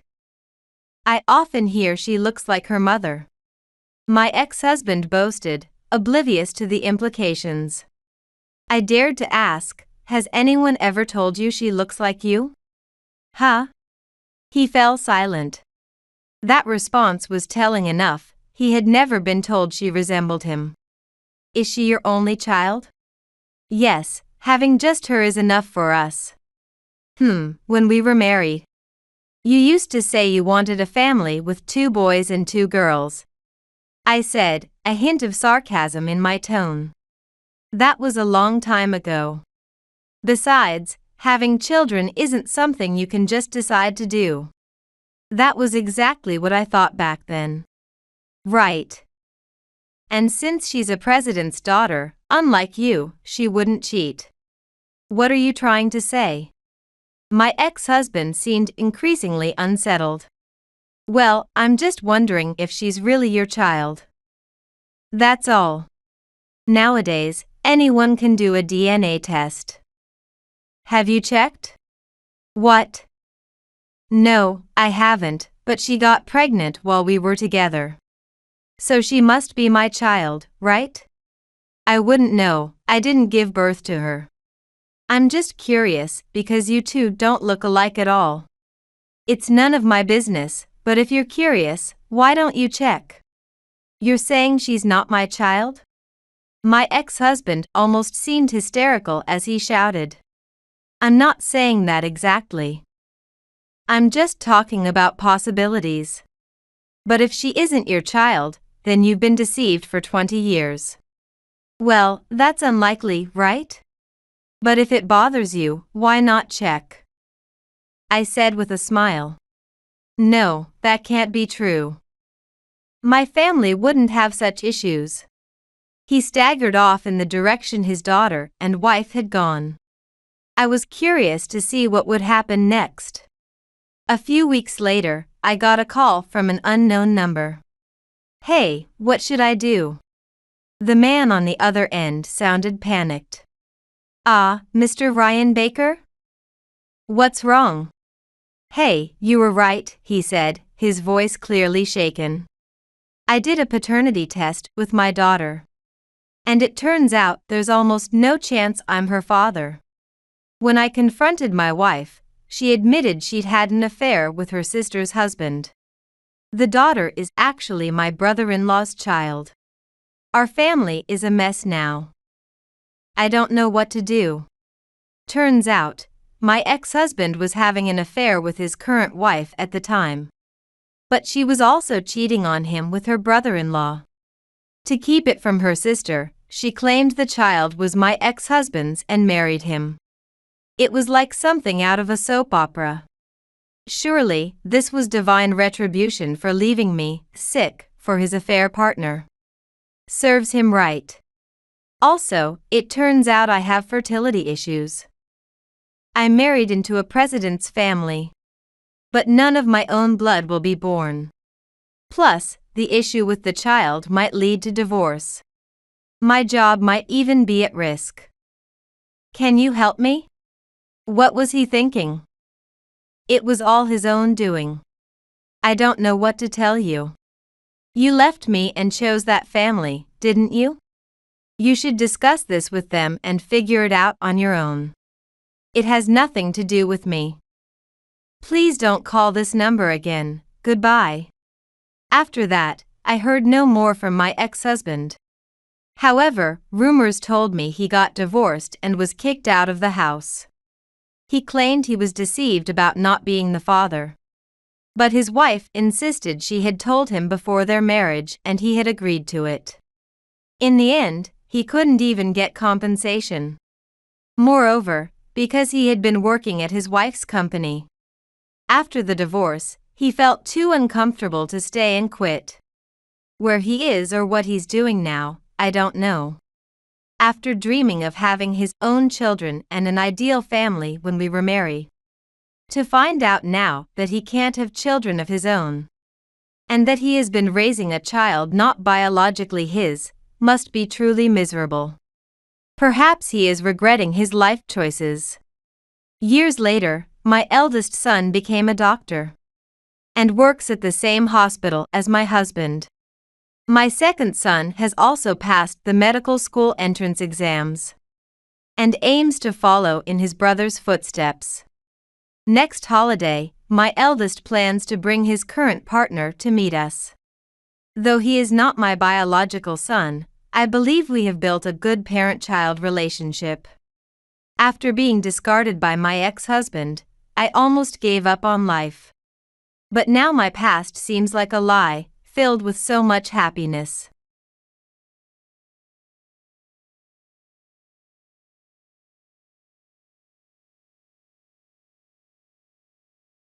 One day, my mother was diagnosed with terminal cancer and given only 6 months to live. I asked my husband, George, and his mother if it would be possible to live with my mother for her last days. They responded, "She's going to die soon anyway, right? No point in trying so hard. It won't cure her, it's just a waste of time. Why would you say something so terrible?" Ultimately, George and my mother-in-law did not agree to let her live with us, and my mother passed away alone. Several years later, my mother-in-law was diagnosed with the same terminal cancer. George immediately decided to live with his mother, but I could not forgive and accept it. My name is Stacy. I am 35 years old. 8 years ago, I married George, who is 2 years older than me. We used to work at the same company, but I quit my job to become a housewife after we got married. In the early days, George was very caring, and I spent each day grateful to be married to him. However, I've always been a bit uncomfortable around my mother-in-law. She grew up a well-to-do lady without hardships, whereas my mother had a tough life growing up in a poor family. The two had very different values, especially my mother-in-law, who didn't think much of my mother. My mother-in-law and mother rarely saw each other, so there were no major issues for now. George knew his mother disliked my mother and promised, "If Mom says anything weird to Stacy's mom, I'll scold her. Don't worry." And indeed, when my mother-in-law spoke ill of my mother, George defended her, which was a great comfort and reassurance to me. However, there was one thing that worried me. Recently, when I visited my parents' home after a long time, my mother said, "I've been feeling off lately. I don't think it's an illness though." Given her generally frail health, she seemed more worn out than before. Having more free time, I thought I might need to care for my mother soon. So I used my spare time to obtain a caregiver's certification. I wanted to be prepared to respond immediately when needed, and I asked George if I could work as a caregiver. "Sure, why not? Just make sure you take care of the house too." So I started working as a caregiver. 4 years into our marriage, when we were thinking about having children, I discovered I was pregnant. George and my mother-in-law were thrilled about the pregnancy. Everyone celebrated the new addition to the family. However, I still wanted to continue my caregiver work. Having seen my father pass away when I was young, I felt a strong desire to care for my mother myself if anything happened to her. Initially, George and my mother-in-law opposed it, worrying about the baby, but eventually, they reluctantly allowed me to continue working. I was getting used to my job as a caregiver when one day during lunch, I received a call. "Hello, Stacy. Please stay calm. Your mother has collapsed and been taken to the hospital." Hello? What? Really? Yes, she suddenly collapsed and had to be rushed to emergency. The call came from my mother's boss at her workplace. After hanging up, I was rooted to the spot. What if something happens to my mother? With a sinking feeling and a pounding heart, I rushed to the hospital. I was led into the doctor's office, where I was told, "Honestly, it's terminal lung cancer. Even with surgery and various treatments, she won't last long." The doctor continued, "We will keep treating her, But in the last month or so, you will have to choose whether she spends it in a palliative care ward or at home. She has expressed a desire to spend her remaining time with you. I needed to discuss this with George, so I returned home. George already knew I had been to the hospital. What did the doctor say? Terminal lung cancer, untreatable, and not much time left. Could we let her live with us for the last bit? I proposed this to George, but my mother-in-law, who was visiting our home, intervened. Why? She's already on her way out. Just leave her care to a facility. Clearly, my mother-in-law still disliked my mother. I couldn't believe her words. George, I hoped, would defend me, but he agreed with my mother-in-law. True, it would be uncomfortable to have a sick person in the house. Even so, I obtained a caregiver's certificate for times like this. I'm qualified and ready. Please, let me take care of my mother at our home. No matter how many times you ask, it's depressing just having that poor person around. And it's better to leave the care of someone dying to a hospital or a facility. My mother-in-law stubbornly refused the cohabitation. Mother is right. If you start caregiving, what about the housework? And I'll feel obliged to be considerate when I come home tired from work. Absolutely no cohabitation. Despite my desperate pleas, George and my mother-in-law did not approve of living with my mother. I returned to the hospital and explained the situation to my mother. I'm sorry. I wanted to live together, but George and his mother didn't allow it. As I recalled the rejection and my mother's treatment, I cried. Then my mother smiled and said, "What are you talking about, Stacy? I'm very happy that you tried so hard to live with me. Don't worry about anything." Hearing this, I could only cry out loud. If we couldn't care for her at home, I wanted at least to find her a good palliative care ward. After a desperate search, I found a suitable hospital nearby. From then on, I juggled work and house chores to visit my mother daily. But as much as my mother-in-law and even George disliked my mother, he never accompanied me on visits. Work keeps me busy, so I can't really show up. My husband had been refusing to visit, and he continued to do so even on his days off. It's your day off, so work isn't an issue, right? Won't you come to visit with me today? I tried to persuade him, but he responded with clear annoyance. Can't you just let me relax on my rare day off? And he declined yet again. Sorry, George, he didn't come again today. I apologized to my mother during one of the visits, but she replied, "It's perfectly fine. Having you come every day is enough for me. Plus, my coworkers and neighbors visit me too. I'm quite popular, you know." Despite her suffering from cancer, she tried not to burden me or George. One day, as my pregnancy progressed and my belly grew, I said, "Mom, you have to stay healthy until the grandchild is born, okay?" "Sure, but I can already feel that I don't have much time left." For the first time, my mother expressed her weakness to me.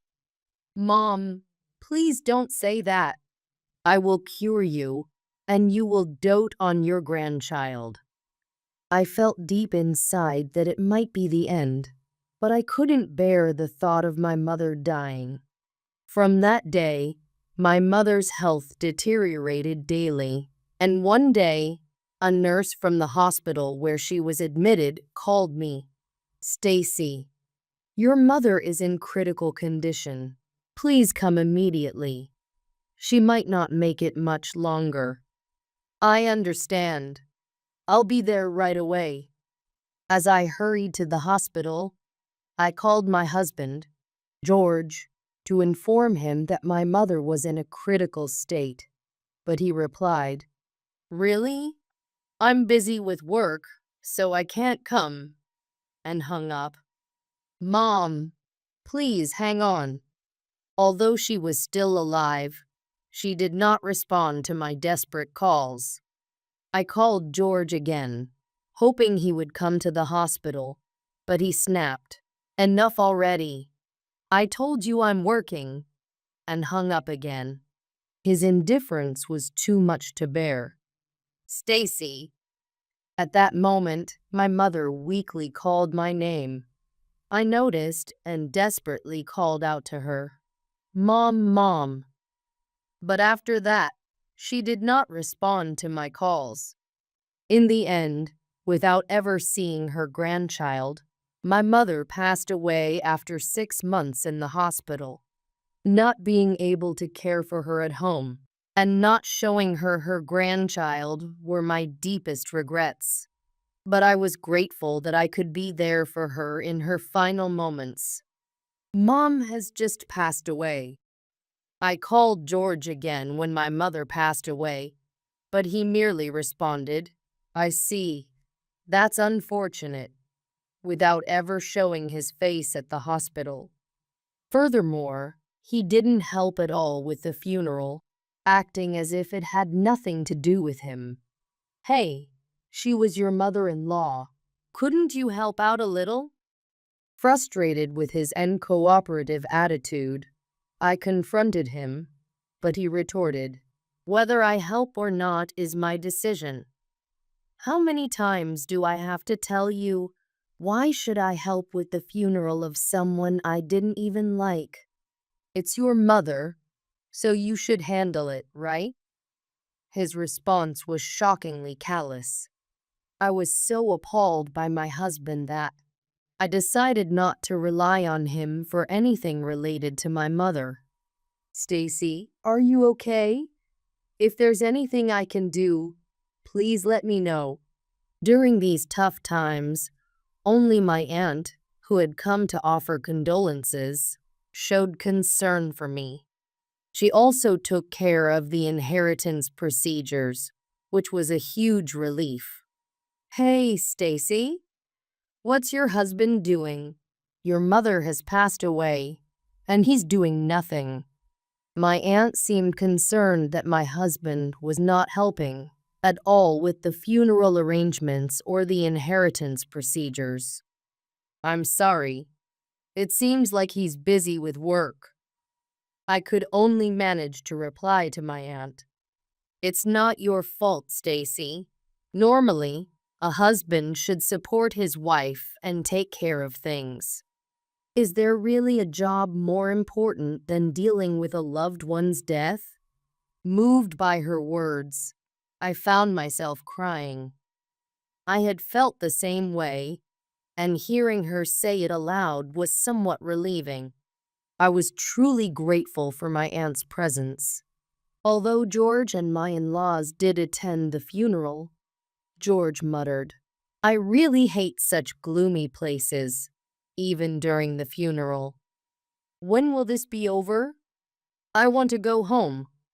My mother-in-law looked utterly bored throughout the event, yawning and muttering complaints as if she wished she were anywhere else.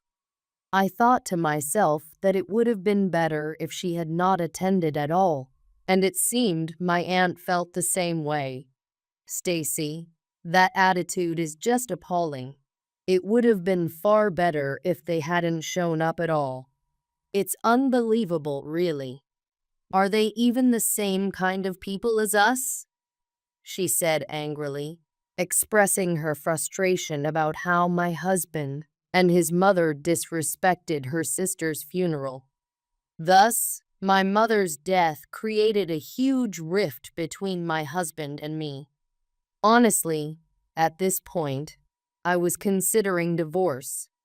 I was so angry at how my mother had been treated that I felt like I might explode.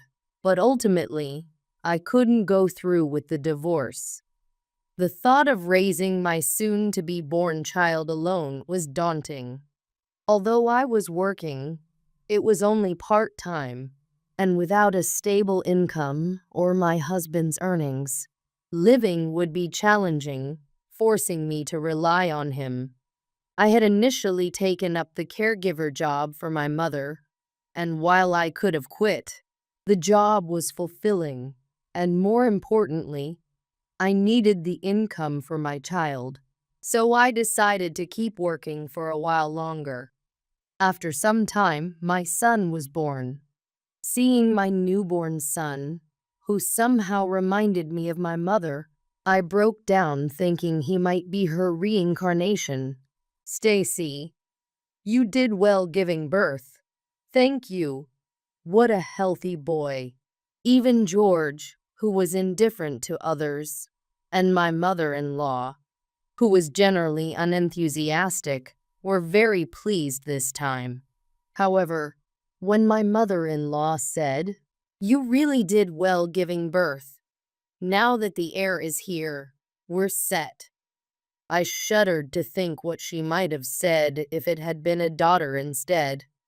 Due to childbirth and childcare, I decided to take a break from my caregiver job. My mother-in-law criticized, "How can a mother think of sending an infant to daycare? That's neglect." Not understanding that it's quite common for working parents to use daycare for infants nowadays, she clearly had outdated views. Having lost my mother to cancer, and with no one to help look after my son, and lacking the ability to earn enough money on my own, I reluctantly quit my job as my mother-in-law suggested. Looking back, I regret not considering other options, like asking my aunt, who had helped with the funeral, to look after my son while I worked. Eventually, I resumed my caregiver job when my son was old enough to attend daycare. I still had much to learn about caregiving and felt a strong attachment to the profession, so I returned to work during the hours he was at daycare. Life went on without major issues, and watching my son grow, I often wished I could have shown him to my mother, but I comforted myself thinking she must be watching over us from heaven. 4 years after my mother's death, George came home earlier than usual one day, saying he had something important to discuss. It was rare for him to initiate a conversation, so I felt a bit anxious. "So, what is it?" George started. "Listen carefully. Mom has collapsed." Hearing this, I thought to myself, good. She finally got what she deserved for how she treated my mother. But then George added, "It seems to be terminal cancer. The same lung cancer as your mother. There's nothing that can be done, and she doesn't have much time left." He looked somber as he continued. "So, what now? Where will she be treated?" George replied, "Mom's last wish is to live with us. So, I've already arranged for her to move from her house to ours. Please take care of it." Shockingly, George had decided to live with his mother without consulting me first. It was such a sudden announcement, and I couldn't accept it. Live together? I wasn't informed about this at all. I challenged him angrily. "So, I'm telling you now, or what? Are you planning to oppose me living with my mother at our home?" I had no choice but to be astounded by my husband George's response. Didn't he remember what he had said when my mother was in the same situation a few years ago? "Of course I'm opposed. Don't you remember what happened when my mom was in the same situation? What did you say? You said it was tiring to have a sick person in the house, unless you plan to take full responsibility yourself." I assume you're just going to dump it all on me again? I confronted George with these words, but he replied, I'm too busy with work to be there all the time. Plus, we couldn't live without my income, right? Stacy, caregiving is your profession, so you should quit your job and take care of my mother. Clearly, George intended to leave all the caregiving responsibilities to me. While I can't deny that his income supports our normal lifestyle, I was so angry that I threw back at him the very words he and my mother-in-law had said to me back then. Why should we bother taking care of your mother in this house if she's already on her way out? I have my own job, so I can't be bothered. The moment I said that, George's face turned red. How dare you speak about my mother like that? He shouted. I'm just repeating what you and your mother told me years ago. Why should I have to live with your mother? I retorted sarcastically. It's natural for a daughter-in-law to take care of her mother-in-law. My mother is practically your mother too. What nonsense are you talking about? My real mother is already dead, and your mother is nothing like mine. George was making no sense, so I countered him. That might be so, but it's normal to think of your mother-in-law that way. There was no way I could treat my mother-in-law the way he suggested, knowing how horribly my own mother was treated. If that's what you're saying, then you take care of your mother entirely by yourself. I absolutely won't help. I told George bluntly and headed to my son's room. Our loud argument had surely been heard by my son. When I entered his room to check on him, he asked, Mom, are you okay? Sorry, did you hear us arguing because we were speaking so loudly? I said while stroking his head. I'm okay. I'm just sad to see you look so sad, Mom. I'm on your side, Mom. Even though he was only 4 years old and probably didn't understand the details of our discussion, he tried to comfort me. My son was such a good child, yet his father couldn't muster the decency to consider others. At that moment, I made a decision to protect my son, who stood by me. Ultimately, George and I couldn't agree on living with my mother-in-law, but he began staying at his parents' home to sort out my mother-in-law's belongings. It was convenient for me that George wasn't coming home because I had already decided to divorce him. About 2 weeks ago, my aunt mentioned seeing George walking arm in arm with another woman after my mother's funeral. Stacy, I think your husband might be cheating on you. Despite my anger during my mother's illness, I had stayed with George for my son's sake. But I couldn't stand it anymore after hearing my aunt's suspicions of infidelity. I enlisted my aunt's help to hire a detective agency to investigate. The agency found clear evidence of infidelity. It really was true. I can't live with him anymore. I showed the evidence to a lawyer introduced by my aunt and asked for legal representation. The lawyer prepared various documents to ensure the divorce would go smoothly. Having decided to divorce, I planned to leave the house with my son the day George and my mother-in-law were due to return. George regularly sent messages while he was at his parents' house, but they were one-sided messages like, "Have you quit your job yet? The cohabitation is starting soon. Is everything ready?" I read all his messages, but chose to ignore them. On the day my mother-in-law's belongings were to be moved to our house, George arranged to follow the truck carrying her things home. Hey, what's going on?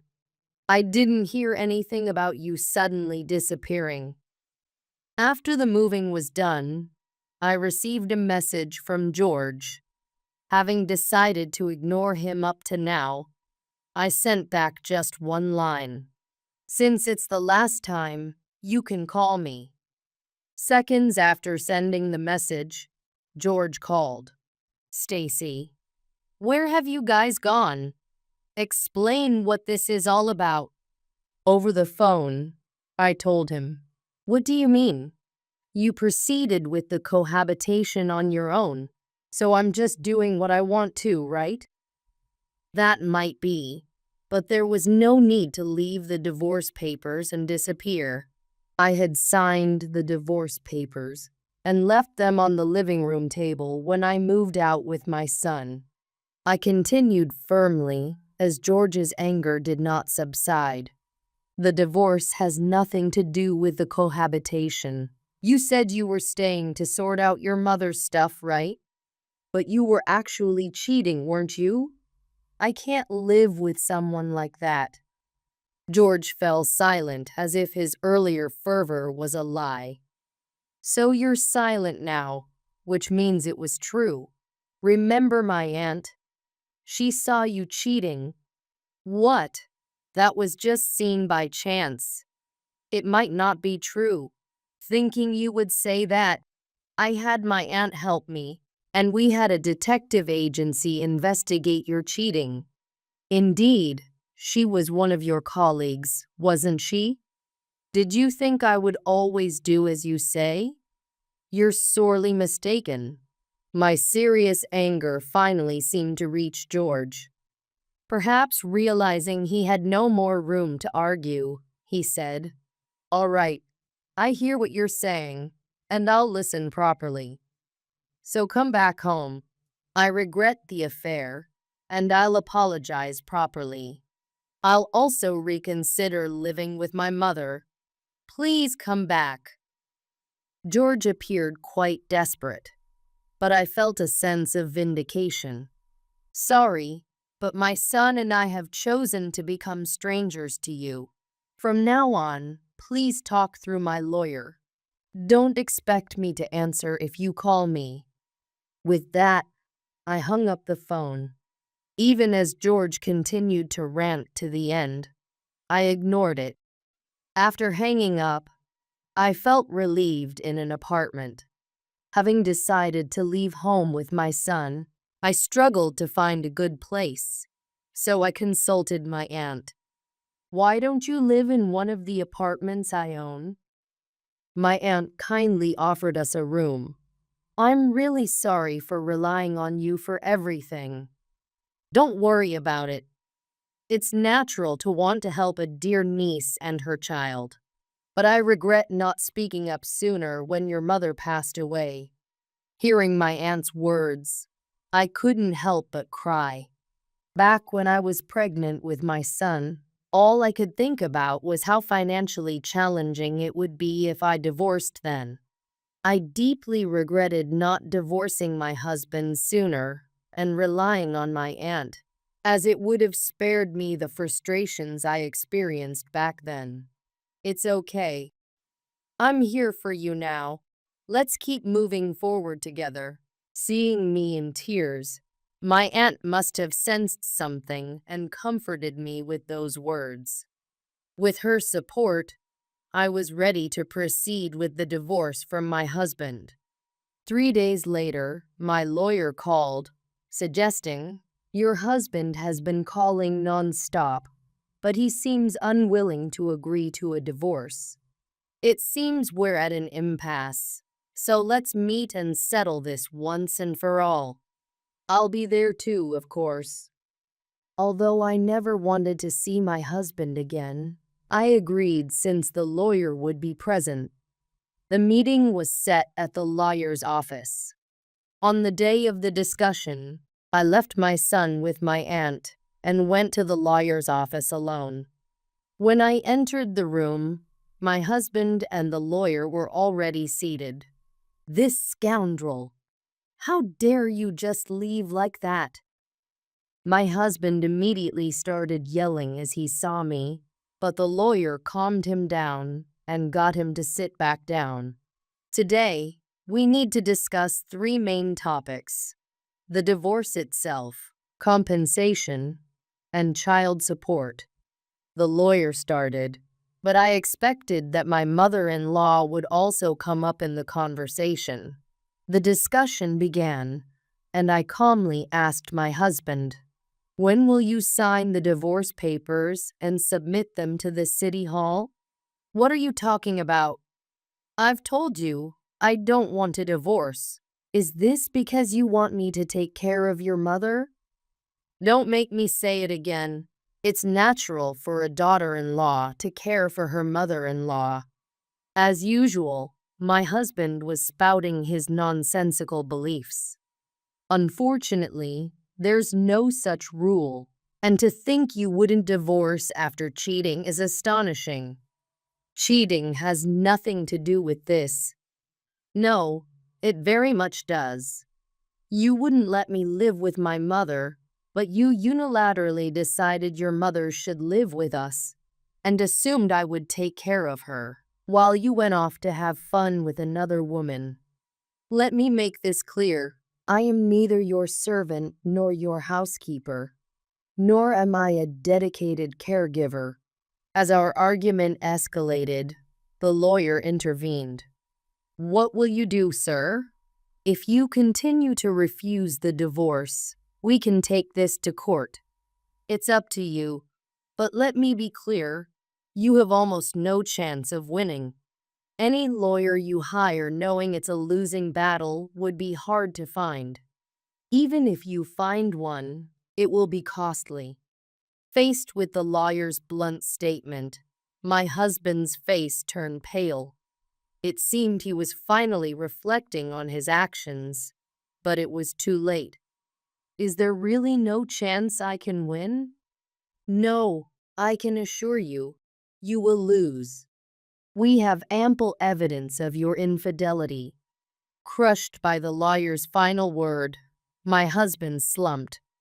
Eventually, realizing he had no way out, he agreed to the divorce. The settlement included $30,000 for infidelity and monthly child support payments, and the divorce was finalized smoothly. My husband's affair with his subordinate came to light at his company, thanks to someone I used to work with in the same department. The subordinate ended up resigning, and while my husband wasn't fired, he was moved to a less important department. With the responsibility of caring for his mother and frequent absences from work, I heard from a former colleague that he was struggling to make the compensation and child support payments due to his decreased income. His financial struggles were compounded when his affair became public, leading to his transfer and a significant salary reduction. He ended up working night shifts just to make ends meet. Consequently, he had to give up on caring for his mother at home, moving her to a palliative care ward instead, which further strained his finances. Apparently, he has lost a lot of weight due to stress and lack of food, bearing little resemblance to the man he once was. Meanwhile, with my aunt's support, I successfully continued my work as a caregiver and even upgraded my skills enough to earn a caregiving certificate, increasing my income. Now my son and I can live comfortably, though not lavishly.